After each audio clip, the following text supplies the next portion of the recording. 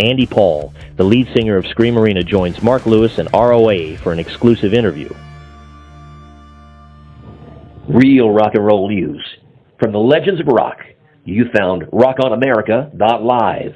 We're bringing rock and roll to America and beyond. Don't forget to hit like and subscribe. Good day, world. A momentous occasion awaits us as Andy Paul, the charismatic lead singer of Scream Arena, takes center stage. Known for his electrifying performances and soulful voice, Andy has left an indelible mark on the music industry. In an exclusive tete-a-tete, Mark Lewis and R.O.A. get up close and personal with Andy, unraveling the man behind the music. From his humble beginnings to the dizzying heights of stardom, Andy's journey has been nothing short of inspiring. They delve into the creative process that births Scream Arena's iconic hits, and Andy's unique approach to songwriting. His passion for music, his drive to innovate, and his unyielding dedication to his craft are truly awe-inspiring. So buckle up for an intimate journey into the life and music of Andy Paul, an experience that promises to be as captivating as the man himself. Stay tuned. This is an encounter you won't want to miss.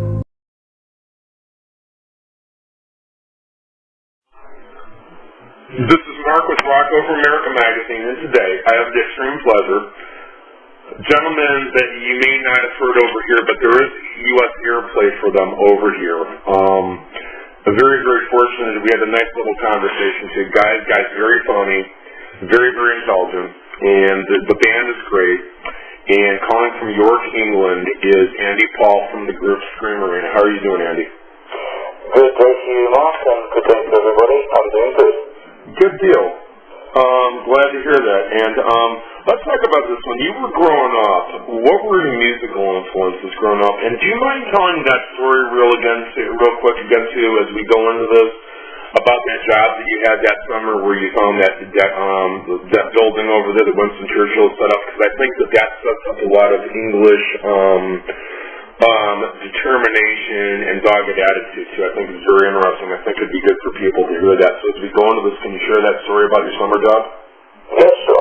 I'll do that. But I'll start with that then, shall I? Okay. I grew up in the south of England, which would have been where the Germans were going to run through in 1940 if they could have done. And Winston Churchill set up a guerrilla army, which was nicknamed Scallywags. Oh, can you move something with your phone, because I'm having a little trouble hearing you. Okay. Okay, that's good. That's good. Okay. So, in 1940, Winston Churchill set up a guerrilla army called the Scallywags, which was a very gentle name for a bunch of people who were basically suicide guerrillas. And there's all sorts of buildings across England hidden away, which were going to be their bases. I had a summer job working for an engineer, swimming pools, drainage engineer, whatever, earning a few pounds as a kid. And one day we were sent out to a field in the middle of absolute nowhere and told to drain this sort of drop about 6 feet down, 3 feet square, and there's some water at the bottom. It doesn't look much, but we'll get it down in 20 minutes. So get the pipes, pump it out, and we're thinking we're clever, we've got the job done. We get a phone call, guys, you haven't finished, go back and look. So we go back, and I get sent down into the hole, and nowhere to lie, there's a chamber underneath the size of a football pitch.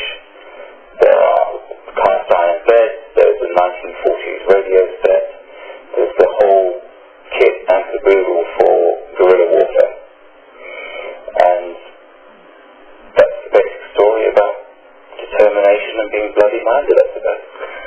Yeah, it's about being prepared. And literally, when he said, we will, in the very, very famous speech, we will meet them in the air, we'll meet them on the sea, we'll meet them on the fields, we shall never surrender, we shall never surrender.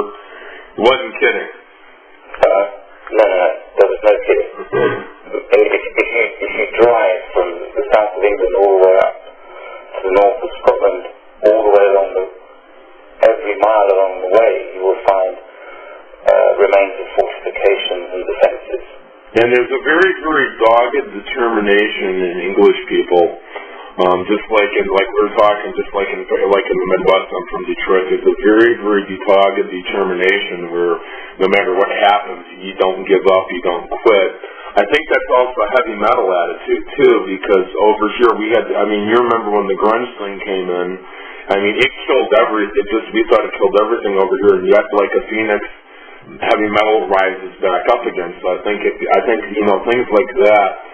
And where you come from, I think really, really instill who you become. And I think that, doing metal and hard rock, I think that kind of helps to shape and form who you are too. Would you agree with that? I would. I mean, I think heavy metal is like the heavyweight champion.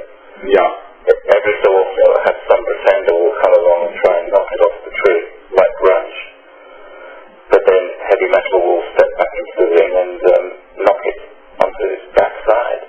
Yeah, absolutely. So, something like grunge, personally, I don't see the merit in standing there and whining about your life. I don't care. We would call that emo now. They call it emo, they call it grunge, whatever they call it, someone's complaining. Grow up. Well, now it's emo because what's really funny is it's for emotional, and the guys dress like girls and they look like girls, and they're even more whiny now. But think about it. Bands are presenting themselves. They're complaining. They're whining. They're moaning. They've got the privilege in playing in front of people. They've grown up in the Western world, which is pretty much the most prosperous part of the whole planet, where life is pretty easy compared to what some people have. Yeah. And they're complaining about their emotional problems. Yeah, my girlfriend left me because I'm a wuss and I don't know why. Well, maybe it's because you're a wuss. Well, something like that. It gets ridiculous. David Lee Roth once said to me that if you want to send a message, you use Western Union. Yeah. When I want to go to a show, I want to see a band putting on a performance. I want to hear songs that move me somehow. Somebody complaining or somebody preaching at me, I'm ready to reach for the revolver. I don't mind if they're preaching so much as long as it's something along the lines of where it's like Denim and Leather by Saxon or something like that, where it's like we band together, Blow Your Speakers or Fighting the World by Manowar, where it's kind of like getting the army together, if you will. All of us join up together in unison, band together for the common cause of music. Yeah, like We Will Rock You or Delivery Goods or something like that. Yeah, exactly. But yeah, I agree with you. But it is popular with some people. But you're right, metal never ever will die. It's kind of like I love the Who song, greatest line ever, greatest tagline ever for music. Long live rock, be it dead or alive. Yeah, exactly. It just doesn't go away. No. It's like the ultimate music. And you still there? No, I'm still here. I'm just listening. It's like some people say that heavy metal or hard rock bands are dinosaurs. Well, maybe they are, but they'll use the bones of those emo bands to pick their teeth with. Yeah, and also they haven't heard some of the newer bands out there like Black Tide and 2 Cents, which is a combination of punk and metal, kind of a more melodic version in one sense. Still heavy, but a little bit more mellow. A little bit less gruff vocals than Lemmy, and a little bit more melody in one sense, but it's still the idea of punk and metal. And there are other bands, there are a whole bunch of bands like that, like Divide the Day and that, where it's kind of like the 70s and 80s, the hard rock, heavy metal, it's kind of come full circle. It's harder, heavier, more go for the throat in some cases. But, it's all coming back to older bands that influenced the newer bands.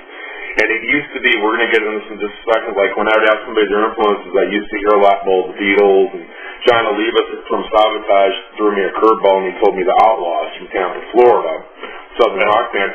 But I would hear stuff like, Chuck Berry and Elvis and this, and, maybe the Doors and, Black Sabbath. And then I started hearing younger guys going, well, it's bands like Iron Maiden and Judas Priest and Metallica, and that started what I started hearing. And whether they were a hard rock, heavy metal, a hard rock band, or a heavy metal band, newer ones, in the last 3 years.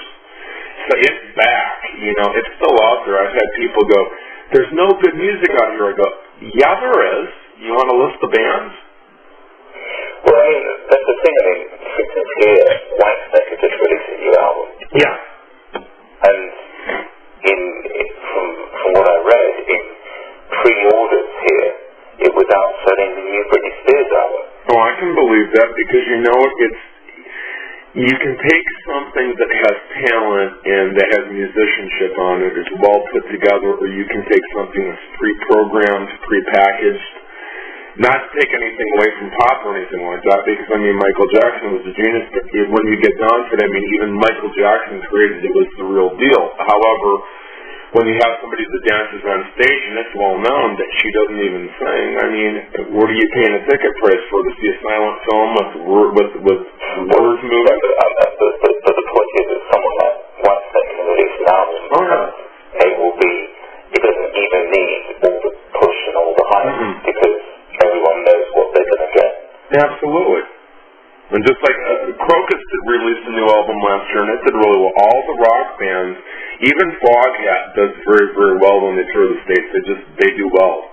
And I think it shows that when you have talent, it doesn't matter whether you're an older band or a newer band, people will gravitate towards that. And if you're just a spectacle, eventually you'll disappear. That's what separates legend. I think that a lot of the time, the industry has dropped the ball, because a rock band can make considerable sums, be a considerable source of revenue for the industry over a long period of time, and at relatively less expense than it is to launch a pop act. But they'll spend, a couple of million launching on it, be it dollars, be it pounds, whatever, to launch a pop act, and they'll make barely anything back. And they could probably use that money to launch 5 or 6 rock bands, of which maybe 2 or 3 would actually make money over 10, 15, 20 years for them. Oh yeah, like Aerosmith. I'll just say this just before we start, get into this real heavy. If you look at Aerosmith, this is a really good example, or AC/DC, either one of them. AC/DC took several years to really break on radio over here. They took like 3 years. And of course we both know they were playing before that, but from the first album about 76, 75, 76 till Highway to Hell came out, and then Back in Black. They didn't really get a lot of airplay. And if you look at Aerosmith never had a hit until Dream On a couple of years after they were started going. And it's kind of the mentality of, well, we'll take the band, we'll put them on the road, we'll get the radio stations played. Okay, they didn't have a hit song. Okay, guys, back in the studio, let's start over again. And then it starts moving up the charts, more airplay. Eventually they hit. Aerosmith never had a hit song, a number 1 hit song, until a few years ago. Well, if you think about it, I mean, Whitesnake had a 10-year career before they hit big in that. Exactly. But a pop act, I think of what it is, and I do blame what I call the American Idol mentality for this. It used to be, and it's kind of point of, like I said, you put them on the road, you develop the artists, the short of it is, you got them out there. Eventually, they did well, and they got a name for themselves, and you kept having them tour. Now with American Idol mentality, it's like, let's grab somebody, we'll make them a star, and if they hit big, great, and we just keep pushing them until they make a bunch of money, and if they make a bunch of money, we just keep pushing until the money runs out, and if they don't make any money, we dump them, and we go find the next big thing, and we find the next big thing, and we find the next big thing, and we keep dropping ours, we don't develop them, we don't push them. And that's not everybody in the industry, because I've dealt with some wonderful people, but there is that mentality out there. And, I'm going to say something a lot of people want me to say. Partly it's the fault of Simon Cowell. Oh, yeah. And I hate to say that for anybody that's going to get mad at me, but single-handedly, that show, American Idol, it's even different from Idol over in X Factor over in Europe. It's different from Idol up in Canada and all the different places, because I've seen film from different Idol shows and that. It's different. This one's about let's make a bunch of money and dump the star, and that's not what you do. And there's been a shift. Some people in the industry, not all of them, but some of them have followed that. But as we say, history repeats itself and the rock's coming back. So let's get into this. Because we can sit here and we can probably talk for 4 hours about this, and I don't think anybody wants to listen to that. So yeah. So anyway, what were your musical influences growing up as a kid? What did you get into? I suppose, especially growing up here, it was Queen never took the radio off. Okay. I mean, Queen were everywhere. They still are. They're almost in the DNA of the country. I mean, Brian May, Freddie Mercury, those guys, I mean, they are gods here, still to this day. Judas Priest, of course, Maiden, and I suppose Van Halen, Richie Blackmore, Rainbow, all those sort of people. They just produced music that was majestic, had vision, and it touched you, it moved you, and somehow you just want to be a part of that, grab a piece of it. You hear Heaven and Hell by Black Sabbath for the first time, and it's like, oh my God, what is this? Yeah, I remember the first time that came out, and I heard it on the radio, and I said, oh my God, this is one of the most amazing things. Who's the vocalist? Yeah.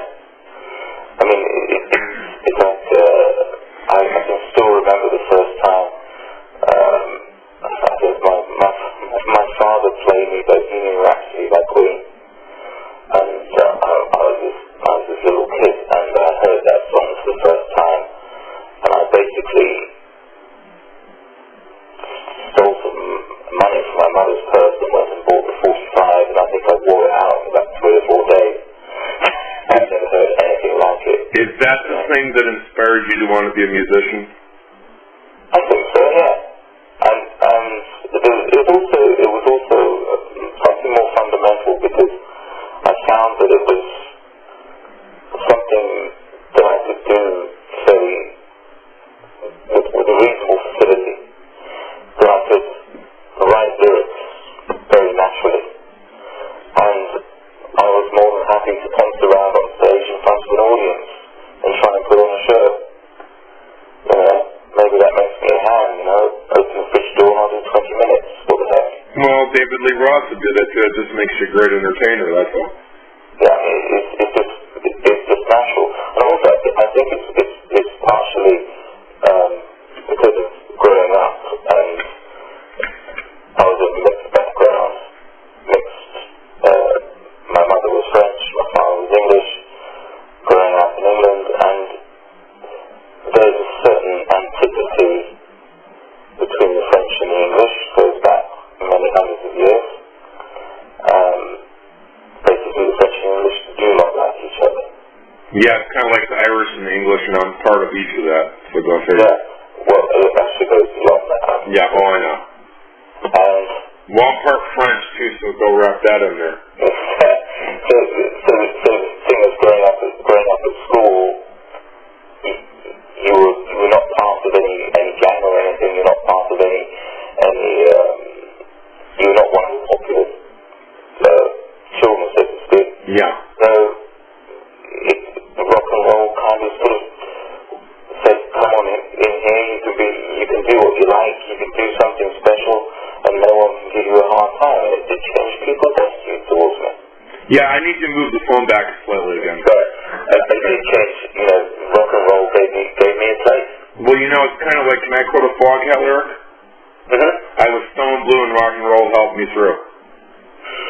Yeah, I think there's elements of that, and it stopped me getting into fights every day at school. Yeah, I kind of was the kid that had moved around a little bit, and I can relate to that. And you know what really kind of put me over the edge, where I identified with it? Maybe you saw this, and this kind of sums it up for you, too. Do you remember the Twisted Sister video, We're Not Gonna Take It? Oh, yes.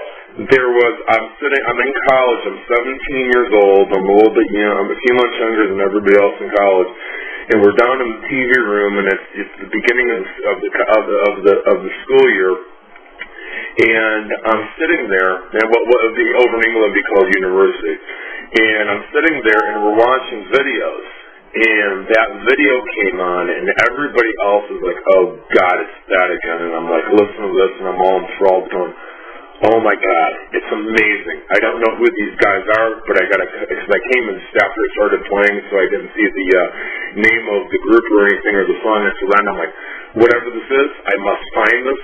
This is what it's like it filled that piece of my life, and you can tell something in there by listening to the lyrics. Your life is frightened, jaded, boring, and complicated. I'm looking at everybody around me going, oh God, this sucks. I don't want to listen to this. I want to listen to Madonna, and I'm going, I found it. I found out where that was that moment for me.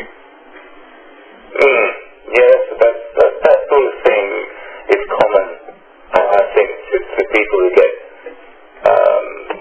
pulled in by it.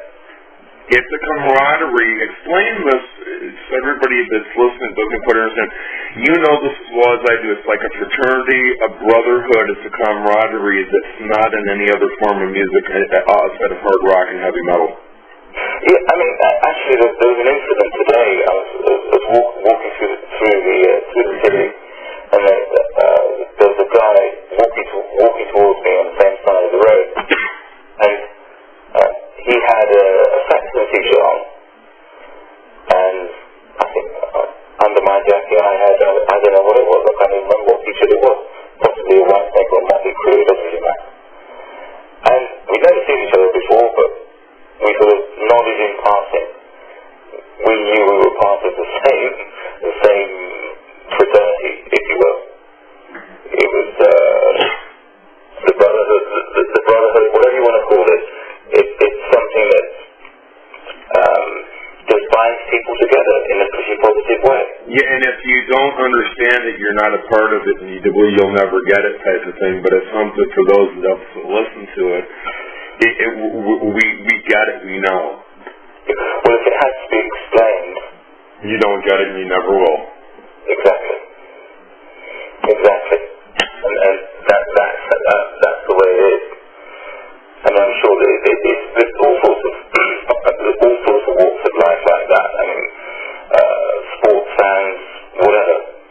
But I think the difference is that when it's music, you can like one band, but you're going to probably respect somebody who likes a different band because they're part of the brotherhood. Oh yeah, absolutely. And for you in England, I mean, growing up in that, as you started getting into metal and you to go into forming the band, I mean, there are a lot of bands that came off the new wave of British heavy metal, everything from the Godfathers of black metal like Venom, but you had bands like Saxon, but you also had bands like Raven too, and a bunch of other bands like that. Did any of those kind of like, they're still popular, did that help you as you put Screamerina together to kind of step forward a little bit? Did that kind of help the fact that these bands, I mean, because we had a lot of bands that became the quote-unquote hair bands, kind of came up, came down, disappeared. But a lot of the bands out of England, it just seemed like, even to this day, Tigers of Pantang, still revered. Just like Jagtanzer is over here out of Colorado. Raven's still revered. Saxon still loved and revered. Maiden, Priest, and a bunch, even Piano Solo. I mean, the man's just God. I was fortunate enough to meet him 3 months ago and talk to him for a few minutes. Very, very nice. A wonderful gentleman. And it's still very, very, very. Do you think that the talent pool up there and the bands that came out of there kind of helps a lot? Because there's a very, and can you explain this as we go into Screamerina and talk about this, the attitude overseas compared over here, because it's very, very, and I'm sure you probably understand this, it's kind of like, it's the top for a moment, and then something else takes a spotlight. We're over in Europe, where I've been over to Europe, and over in England and the UK, in different parts of the world, metal is still considered like a religion. I mean, 1,000 people on a Tuesday night see Eric Singer and Bruce Kulick and Chuck Garrick and John Corabi all play together and do music from like Alice Cooper, Motley Crue, and all that on a Tuesday night, standing in the freezing cold in Budapest, and I was part of it. You're lucky to see that sometimes over here on a Saturday night. It's just a different mentality. Maybe you can explain that a little bit more. It's very, very diehard, even more so. I don't know why it is, but basically, it just doesn't go away. It's like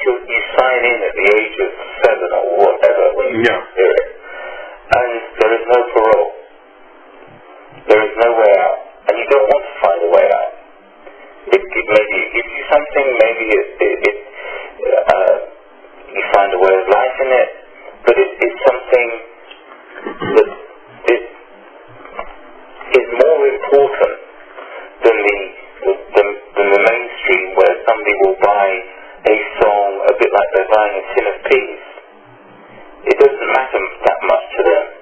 I think it's because the music matters.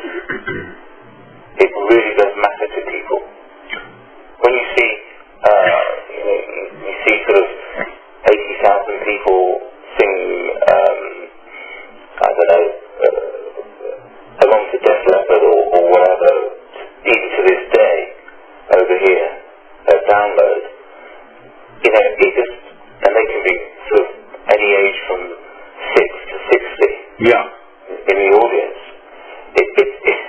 It's a little like, it's a generational thing. People just, I suppose, believe in it. They believe in some sort of power, in something in it that is too magical almost to be denied. It's the first generation, too, I've ever seen where the kids actually pick their parents' music. Well, yeah, I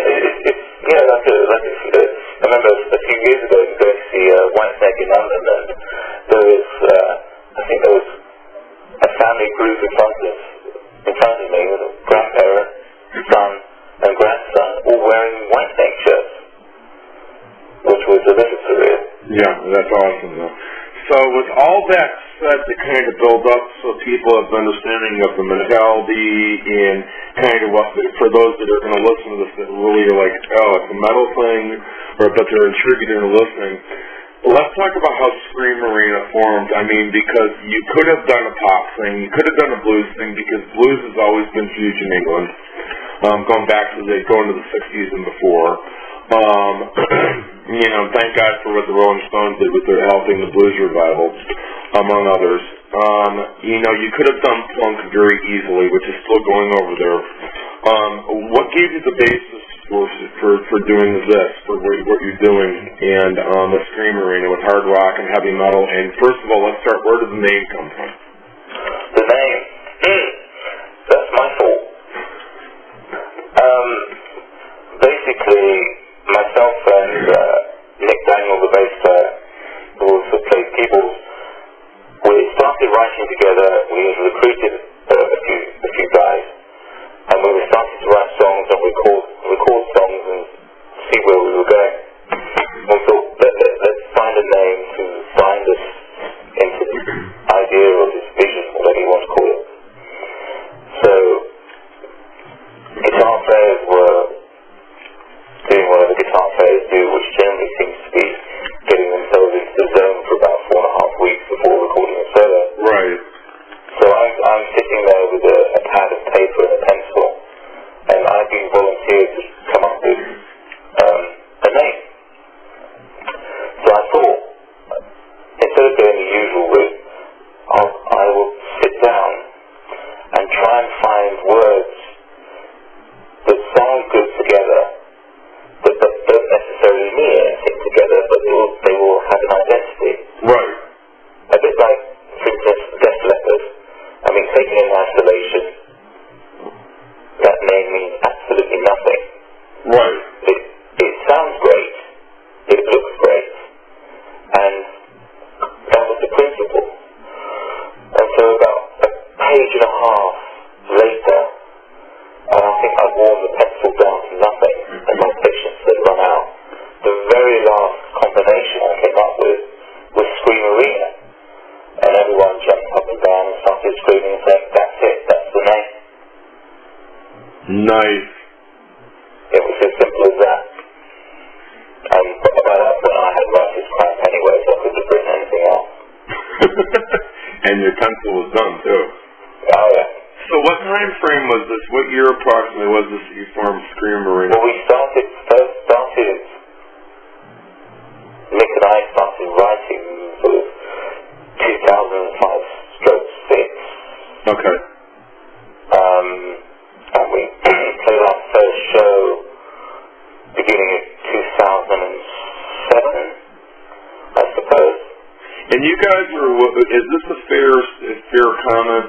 You guys are what you would consider the very classic, traditional, if you will, hard rock / heavy metal. From what you guys are influenced by, more or less. Yes. Okay, and the reason why I'm saying that is to lead up to this, because like I said, when we first talked, there wasn't a lot about you guys on the internet. There's one song, there's a couple songs out there, but you know, people could say, well, how come you didn't do like Nickelback? And you know, it's popular and they're doing well, and you know, why did you go be a new band and start doing the classic thing? And you know, for everybody out there, you know, so they understand, why did you even, I know you have love for it, but why in 2005, 2006 did you decide to do the classic hard rock heavy metal thing as opposed to, you know, doing like a Nickelback or something like that? Simply because it's what I want to do, and I'm not going to apologize for that. Okay, and that's fair enough. And I mean, there's a lot of people that love it too, like I do. I love all that music. And I mean, you see my CD collection. I have everything from Chuck Berry to Saxon.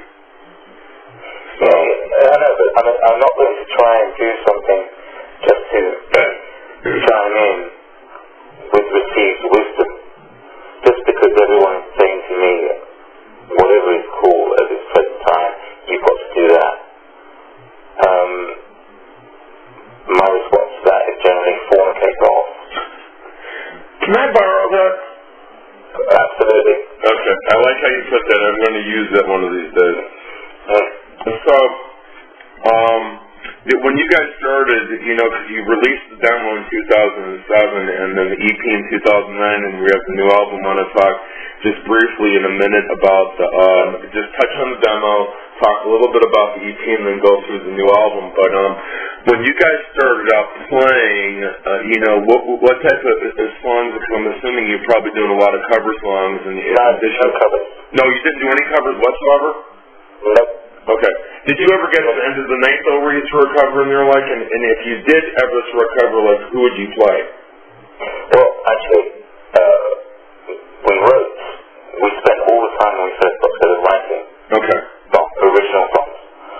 Now, we work on the principle that most bands, when they get together, an awful lot of bands, they throw together 4 or 5 riffs and decide that they're a song. Right. They're a bunch of songs. And then they play a couple of covers and boom, they're a band. Well, we just decided to write and write and write until we started to write good songs. Okay. We jumped an awful lot of songs. There's an awful lot of songs that should never see the light of day, and we know where the bodies are buried. Cool. So, we started playing shows. We did actually, in a couple of shows, play Cat Scratch Fever. Okay. Just because it's one of the greatest riffs ever written. Oh, yeah. And it's Uncle Ted, so... Oh, yeah. So Uncle Ted deserves respect. Well, you're not official Detroiter, because that's what we all from Detroit call him, Uncle Ted. Alright, well, I'm honest. So when I come to Detroit, I'll be wearing a Ted Nugent shirt. There you go. And then, when we did the EP, we hooked up with Paul Sabu, who's produced it. Now, he's worked with Wasp and Silent Rage and John Waite and God knows who well. And this is where the cover comes in, which is on the EP and is on the album, a version of Heartbreak Hotel. Okay. Which basically we turned it into, I suppose, Led Zeppelin by acid. Oh, nice. It's heavier than a heavy thing, but it still retains the melody. And we were reluctant, to be honest, we were reluctant at first. We really were reluctant, but he sort of basically sat us down and said, it's worth doing because people will listen to it just to hear it. I mean, like this bunch of us starts doing the version of Heartbreak Hotel. Yeah. Did it make... Go ahead, and I got another question off this before we start going to the music. Yeah. And so, we thought, what the heck? In for a penny, in for a pound, let's do it. And so we did, and the response has been pretty good actually to it. Nice. People have been surprised at what we turned it into. Has it been hard for you when you were starting to play? And, you know, because a lot of times I've seen this throughout the years, even back in the heyday of the, you know, you had the first wave of British heavy metal, which would be, you know, the late 60s, early 70s, and we had the new wave of British heavy metal right on the heels of that came what I would call the first wave of American heavy metal, and just for that discussion, I don't include Blue Cheer in there, but that's a whole other story. We can get into it another time off the record. But a lot of bands over the years, in the last 30 years, they would go, and it was always required to play cover music, and a lot of times, even now when you're older and you have a band, or you've been doing this for a while and you have a band, it's like, well, you guys play cover songs, right? We want cover songs in the club, we want cover songs here, and people come to, can you play my favorite Judas Priest song, and da-da-da-da-da, and it's kind of like, bands don't always get the opportunity to write original material. Did you guys going through any struggles with, what do you mean you don't have any cover songs, you do all originals, or was it like, oh, this is good? That you do cover, you do original. It was mixed. It was mixed, actually. It was mixed. If someone comes up to me and says, "Are you still there?" Yeah, I'm still here. Yeah. Oh, there's that. If someone comes up to me and says, "Can you play my favorite Judas Priest song?" My attitude is go and see Judas Priest. I'm not going to do it. And if you want that, go somewhere else. Yeah, I was just wondering, Andy, because sometimes it's been hard for bands, and that's what it's very hard. It's very hard at times. But there are times when you have to dig your heels in and say, I'm not going to compromise. I agree. I agree 100%. We're not going to compromise. So, I mean, for instance, last year, we got booked to play a show, an open-air show in a city not far from York, in a market where 1,000 people there, and there were sort of some quite big English bands there.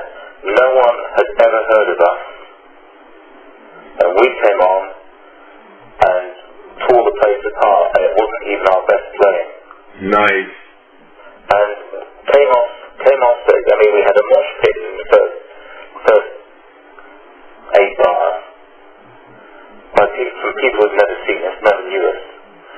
We came off, and the promoter came up to us and said, "You guys have been the best band of the weekend."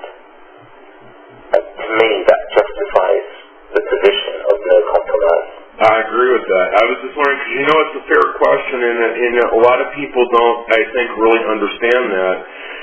And I come from a very musical family, and I've been around bands for years, and I remember that back in the day, even like, well, you have to pay to play, and we want all cover songs, and then they can maybe sneak 1 or 2 originals in there. I remember that particularly back in the 80s, and it still seems to hold water somewhat today, so I thought I'd ask what it was like. No, it's a fair question, but to be honest, I'm just going to be very, very bloody-minded about it. I'm not going to do it. And if it means, if someone says to me, right, the only way you can play is to play covers, or you have to walk away, I'll put my walking shoes on, I'll go for a stroll. I hear you.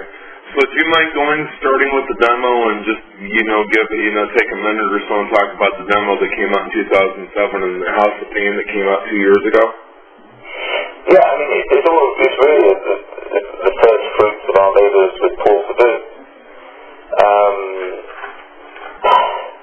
And I mean, okay, the track House of Pain, I mean, that is a lyrical exercise. I mean, it's a heavy duty song. It's a bit like someone described it as Judas Priest meets Camelot. And if you know Camelot, I know who Camelot is. Frog Powers are starting to finally get some recognition over here. Camelot's a black band.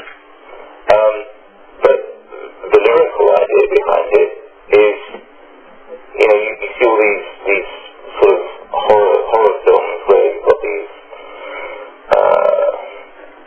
college or university students always making complete idiots of themselves, being sliced and diced by some loony in an old house in the middle of nowhere. Yeah. So House of Pain is actually written from the point of view of the loony in that house who's sick and tired of stupid teenagers knocking on his door. Oh, I gotta hear that. That's I gotta get a copy of that. That's awesome. I mean, it's just totally tongue in cheek. Yeah, no, that's hysterical though, because I'm holding back in this interview. There's certain times where I'm just sitting here almost rolling on the floor dying laughing, and I just don't want to interrupt. I mean, that's hysterical. I mean, I just felt like doing something like that. Because, to be honest, those films just irritate the hell out of me. Oh, I hear you. Yeah. So there was one that we were just watching, my girlfriend and I were just watching recently, and it was the same thing, and it was out in France, and they're at the farmhouse, and all of a sudden, you can see it's the loony, and he just killed some people on the way to the farmhouse, and she's sitting there, and things are starting to happen. It's like, you're just going to sit in the bedroom and not move. This is just brilliant. Yeah. So we thought, well, the loony should get his revenge because he's sick and tired of all these idiots, and he's setting up on his doorstep. Oh, yeah. I mean, the opening line of the song really says it all, because he's making the rules. So he says, rules of the game change like passing clouds on a summer's day. Nice. And then the fun and games begin. Nice. And it's totally tongue-in-cheek. Anyone takes it seriously, they need to get out to the life more. That where that needs to go is on the next Strangeland movie soundtrack. If D. Snyder ever does another one of those. Yeah, I think we will send it to. Yeah, Captain. Just on principle. Yeah, seriously, Captain Howdy. I mean, what else is on that EP? I think there's a song on there called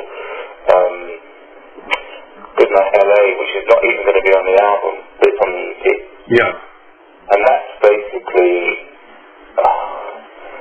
the idea of someone sort of suddenly realizing, I mean, it doesn't have to be LA, it can be London, it can be Paris, it can be Stockholm, it can be Tokyo, but realizing that what they actually wanted, which they left home for, wasn't really there in the first place. Right. And it's time to go. Understand that. I mean, because sometimes people are chasing things that they really shouldn't be chasing, and they suffer for it. Of course, the Heartbreak Hotel is on that, and that is self-explanatory. Oh, yeah. What else we got on? We got a song, I think we got a song called Somewhere on there, which Nick and I were just writing something. I mean, there is quite an American influence in what we do, because, we all grew up listening to bands like WASP and people like that. So they come through, and Somewhere again is the idea of two people from the same place on a different path that their lives take, and one goes away, doesn't make it, disappears like 7 other people, and one stays behind and is still working in the factory. But the twist in the tale is that it's the guy who stayed behind and was working in the factory, and it's the girl who disappeared, which is not normally the theme of those kind of songs. Yeah, but you know what? It's good to have stuff like that because, it's like, House of Pain where it's good, and, you can laugh, and it's a good chuckle. At the same time, you have a song like that, Good Night L.A., and everybody's going through it. And there are the cases where the woman just decides to go. There was even a country song, I think it was Montgomery Gentry, where, she had to change when she couldn't change. I mean, it's about the girl that takes off because the guy's an old country boy. She doesn't like it, and she actually takes off to the big city, and then she misses him. So, except she came back in this one, but it's kind of the idea, everybody can relate to that. You have that person you fall in love with, and for whatever reason, they're gone when they wake up. It was not even a song particularly personal to me. It was nothing to do with me. It was just, I think somebody said something to me, and it just sparked an imagination. But that's good, though, because, like I said, that's one of those songs that everybody can relate to.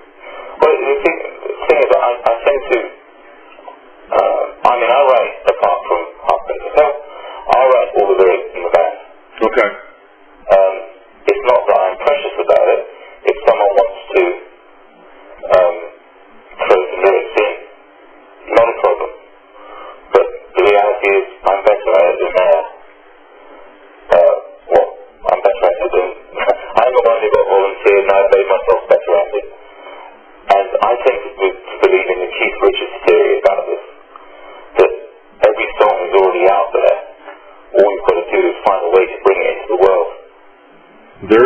That's actually a really good way to look at it.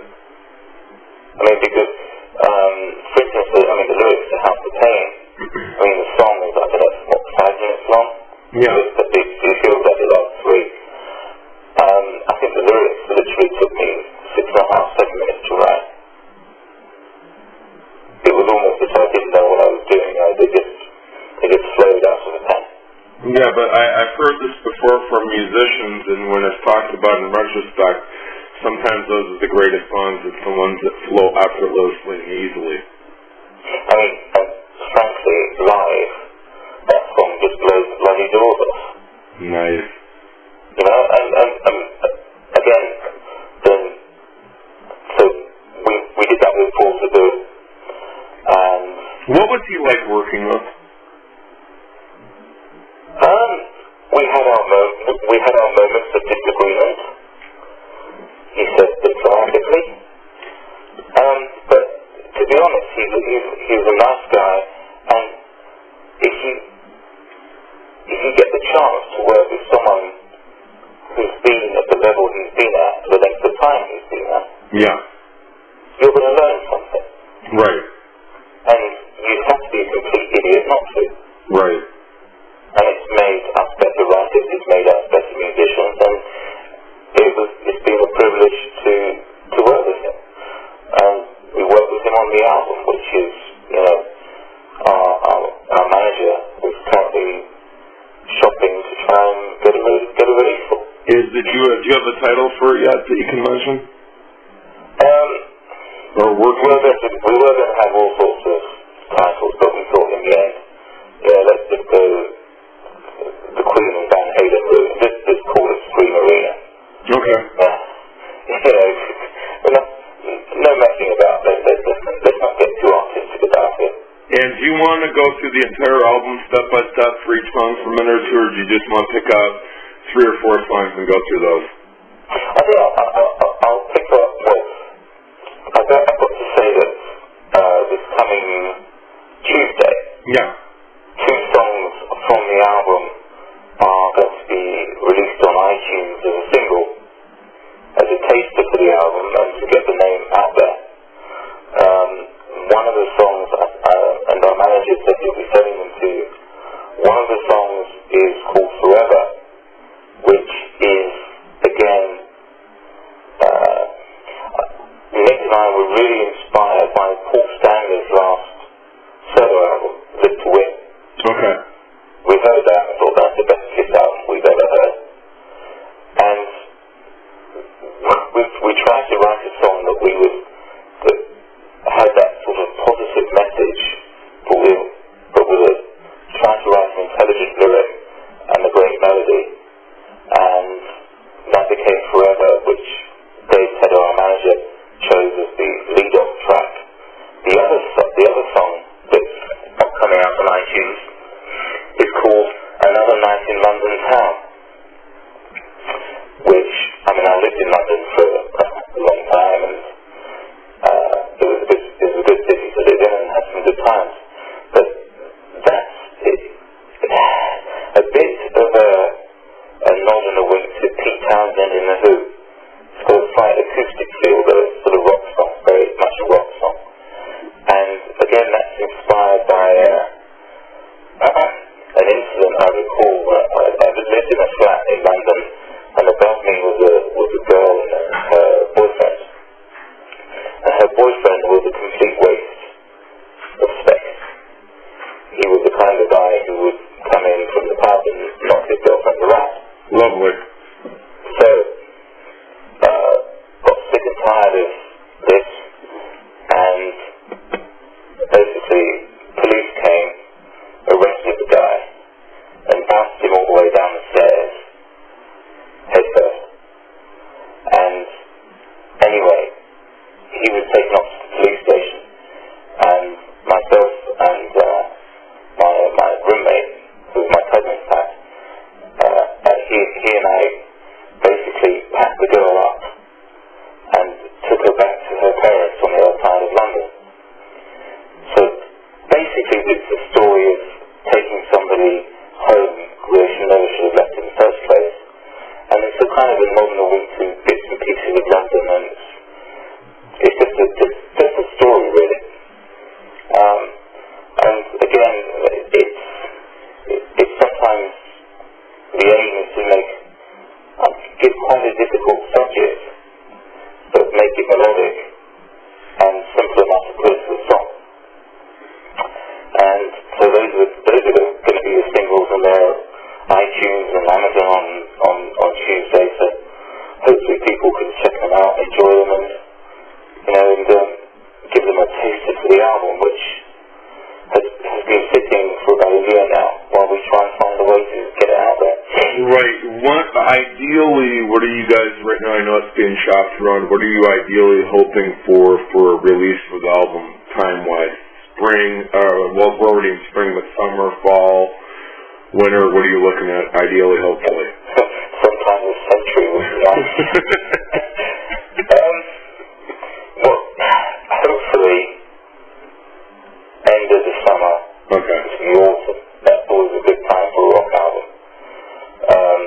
I'm not sure always a rock album works in the middle of July. Is it possible for me, and I'm going to say this and ask it, is that way people can kind of look for it too, in addition to the singles, is it possibly for me to get a pre-advanced copy of the album to review the whole thing? Just ask Dave. Okay, I will do that. He'll give you a copy. Okay. No, we'll do that. Please do. Yeah. And so everybody listening, as soon as I get the album, give it a couple, 3 weeks from this point, the review for Scream Arena's album will be coming up. That'll be fun. Yeah. I mean, as Dave, our manager, said to us, the first 3 songs on the album are like 3 slap-in-the-face rock singles. As Paul Sabu says, it's like someone's written a greatest hits album straight away. Okay, we'll deal with that. We'll go with that. I mean, that's a massive compliment. Well, he actually said to us that it was the first band in 20 years where he didn't have to change anything. Nice. Because I mean, to me, that's the greatest compliment in the world, because everybody buys the greatest hits because all the good songs are on there. Yeah. But, I mean, we've been writing an absolute truckload since, and we've probably got 3 or 4 albums sort of demoed up already. Oh, nice. Well, I mean, it's like Nick and I are a pair of short order cooks. You want a rock epic? Give us a couple of hours and we'll come back with a rock monster. You got it. There's a track on the album which is called Queensryche. Okay. And it was unusual. It really is, I suppose, it's like a band trying to write a song like Kashmir on their debut album. It's a big riff, it's melodic, it's textured. But the thing is, what was interesting about it was, for once, Nick had an idea for a story, and he asked me to basically write a story or write the lyrics to his idea, which I did. And it was a real challenge for me to do that. And it was about an experience he had when he went to LA in an interesting time of his life. And he didn't really enjoy it as much as he could have done. And he wanted me to reflect that in the lyric. So I sort of disappeared into an attic room with a candle and too many cups of coffee, a copy of his music, and emerged about 3 days later with stubble on my face and came out with Queensryche.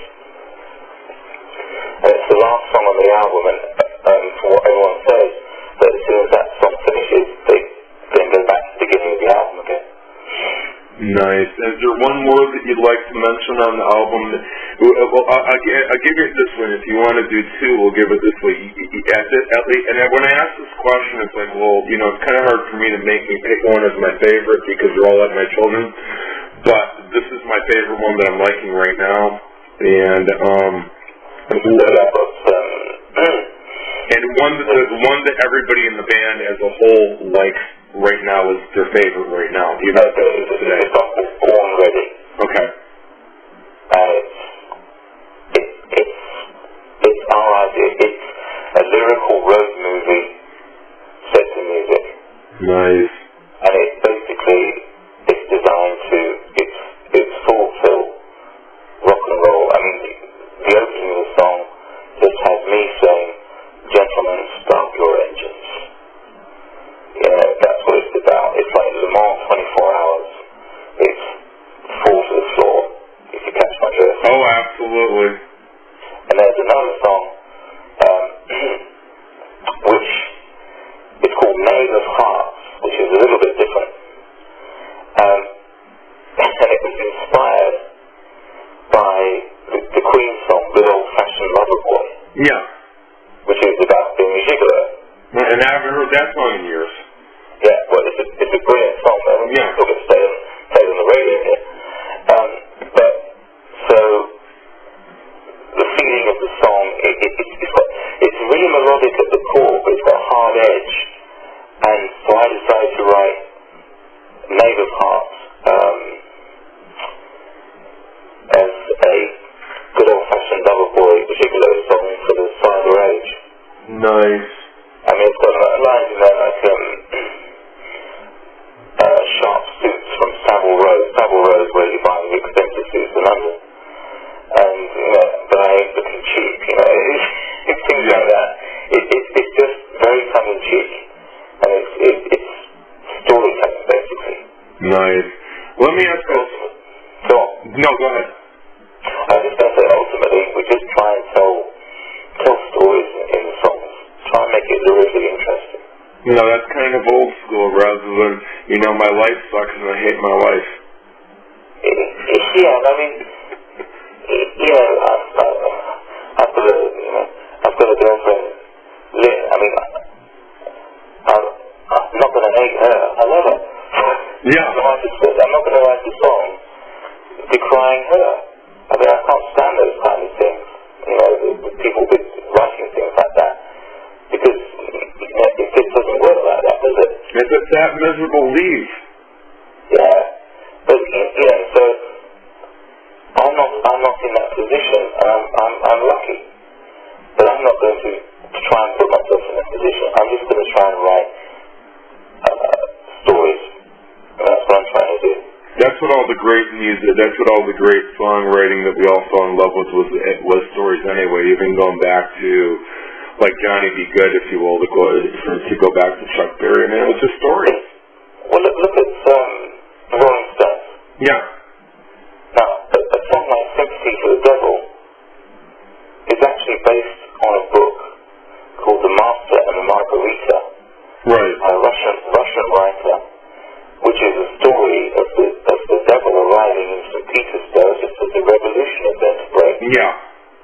You know, now, to take a concept like that and turn it into a song like Sympathy for the Devil, that's not sharp, that's not far short of genius. Well, absolutely. You know, and, you know, again, something like another Stones song. Look at Brown Sugar. Look at the subject matter of that. That was very brave.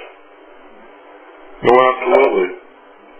If you did that now, you'd probably get arrested.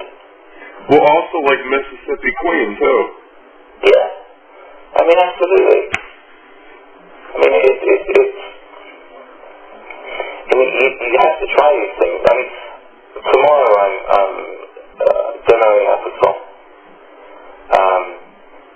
And with Nick, and we're just going to be there with the PC and all the stuff, you know. Yeah. And the title is Last Night in Eden. And musically, it's like an updated Dallas 1 PM. Yeah, I know exactly what you're talking about. And for those who don't know, it was the Saxon song written about the Kennedy assassination. Yeah. But this lyric, Last Night in Eden, is written about when we were off there. I told you my mother came from France. Right. Now, to give you a bit of background, she was a little girl growing up under the German occupation. Okay. She was Jewish. So you can imagine where it was going. Oh, yeah. Right? Yeah. Anyway, so my grandmother was in the resistance and all that sort of thing. Anyway, so I've done a lot of research into the resistance. I've done lots of, because there's lots of stories in my family about deportations and all that sort of thing, so it's a very personal thing. Anyway, so it all boils down to the French flyers, when the Americans, the British and the Canadians landed in 1944 to liberate France, there were Frenchmen flying with the Royal Air Force. If they caught Frenchmen who had been collaborating with the Germans, they would strap them to 250-pound bombs and deliver them back to their friends, if you like. Yeah. So this is what that song is about. So it's about a guy who's been pulled out of the hut first thing in the morning as dawn is breaking. He has betrayed his country. He's strapped to the bomb, and he's delivered back to the Germans. And the last verse of the song is about his sister being alive in the year 2000 or whatever, and she is the only one who mourns for him because he betrayed his country. Nice. She still remembers him as the brother who used to play with her. So that is quite a difficult song to put together. And it's a challenge. But if you don't challenge yourself, what's the point? Well, I agree. I agree 100%. Well, let's just, because we've been on here, and I don't want to keep you because I know it's getting really late over there, even though it's Friday. Of course, we're both kind of living the same schedule a little bit later, but still. And you've been very, very gracious, and I do, when we're done with this, I want to talk to you for a minute and say thank you when we're done. But, It's been my pleasure. Just before we go into the social media part of it, and then we wrap this up, and I'm going to let you take us out of the interview, is there anything that you've wanted in the interview or the opportunity to say about the band or share so people understand about the band that nobody really gave the opportunity that you're like, oh, I wish I could have said that. I wish I could have told people about this. Okay, basically, at the heart of it all, we're a group of guys, and we happen to be from England. We've grown up on a tradition of English hard rock, and of course the American influence too, which we willingly acknowledge. But we just believe that we want to take the torch forward for the music we love.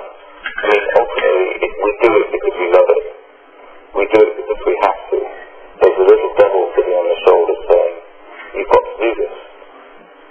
You know, and all of us could have had careers or have careers in other fields, but this is something we have to do. And all we ask is people don't listen to the fashion police just because I've got, a lot of hair, a curly mane, and wear leather. That doesn't make me some sort of moron who's out of date. And maybe ahead of time, you never know. So give it a chance. You may be pleasantly surprised, and it may blow your head off. Thank you for saying that, too. Let's just give the website first. Okay, you've got www.myspace.com/Screamarena. You will find 3 Screamarena pages on Facebook, and there is a website, www.screamarena.com, but that is being changed. So for the moment, stick with the Facebook and the MySpace, because you'll find lots of songs, you'll find lots of demos that aren't even on the album. Do you guys Twitter it all too? No, can't be bothered with that. Okay. Some people do, some people don't. For me, I try to do it when I'm able to. I mean, it doesn't interest me. I don't, Twitter, it makes me think of the English expression twit. Yeah, well, I do it just to say, hey, I'll be doing it later tonight so that people know about the interview. That's basically what I use it for. I'm not going to go, hey, by the way, I just had eggs and bacon. Yeah, I mean, people like you, that's a good mistake. Yeah. Life's too short. Do you guys have any dates upcoming over there on the continent or anything where you guys are planning on going? No. To be blunt about it, we're concentrating on writing new material and getting the album in a position to be released, and then we're going to be looking for opening slots with relatively bigger bands or maybe some festival slots, because there's no point in slogging around playing lots of. I'm not going to play a pub. I mean, the God makes the band sound too big to play a pub. Yeah. You have to strike a balance, and we're going to strike a balance. Live, we blow the doors off. We know that. Actually, there's some really rough live footage on the MySpace page and the Facebook page, from a tiny camera phone in a tiny club with a stage the size of the average postage stamp. They still blow the doors off. Nice. And that's what it's all about. And Andy, I'm going to do this. I'm going to let you take a side here, but just before I do this, the album hopefully this summer will be released, and I'm sure it'll definitely be released sometime this century. Anyway. So I'm not planning on outliving this century, to be quite honest with you. Yeah, I hear you. But it's called Scream Arena. The EP before that is House of Pain. And where can people get House of Pain at? On iTunes, right? Amazon too? No. That is basically they can sort of contact us via the website or anything like that. So on iTunes, it's supposed to be the single Forever and Another Night in London Town. Okay. Which are tracks on the album, and I suggest people start with that. Okay, that'll work. And I like to do this to wrap up the interviews. And first of all, like I said, when we're done, hang on for a second. But I want to say thank you for doing this. I also want to say thanks to Dave, your manager over at First, because he's just been really gracious ever since I've known him. And he had mentioned you a long time ago, and I'm like, yes, that's what's up, and I'm glad that we did. And, because this has been a real pleasure for me. But I want to give big props to Dave. Dave, thank you if you're listening to this, which I know you probably will later. And what I like to do is let the artist, when I interview them, say anything they like to say. 2, 3, 4, 5 minutes, as long or short as they'd like to go. And there's no right or wrong on this. It's everything from artists say I love you to spouses and family to hi to bandmates. And a couple guys get very, very prophetic and just go off on a bunch of very prophetic words of wisdom. And a lot of the musicians and artists, they just say, we want to thank the fans, we want to thank this and thank that. So I'm going to let you take us out here any way you want to go on that, and all yours. Thank you very much. Well, first of all, I'd like to thank everybody for listening to this. Thanks to Mark. It's been a great conversation. It's better than a conversation than an interview. Obviously, I'd like to thank management, Dave Edder. I'd like to thank the band, because we're a pretty good band, really, and people for giving us a chance. And I'd like to thank Lynn, above all, who keeps me sane. And we just hope to see people when we can, and we'll be out there waving the torch, flying the flag for the music we love. It's not about money, it's not about what it's called, it's not about demographics. It's about playing the music that we love, that we grew up on, and that gave us something special. And we hope that one of our songs can touch somebody to the point that maybe inspire them to think, I can do this. And that's a form of success. So success is all relative, and I'll live with that. If someone says to me, that song you wrote, that made me go and play.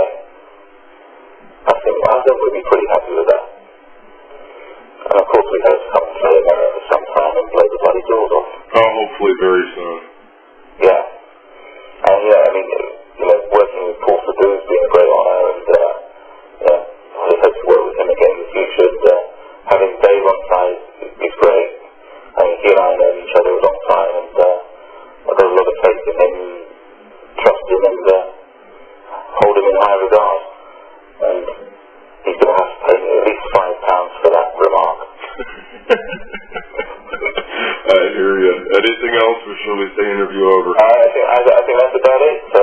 Okay. To quote George Burns, good night, Gracie. And to quote Michael Caine, you are supposed to blow the bloody doors off, and that's what we intend to do. Yeah, I want to say thank you. Thank you, Andy. Thanks, Mark. All right, interview over.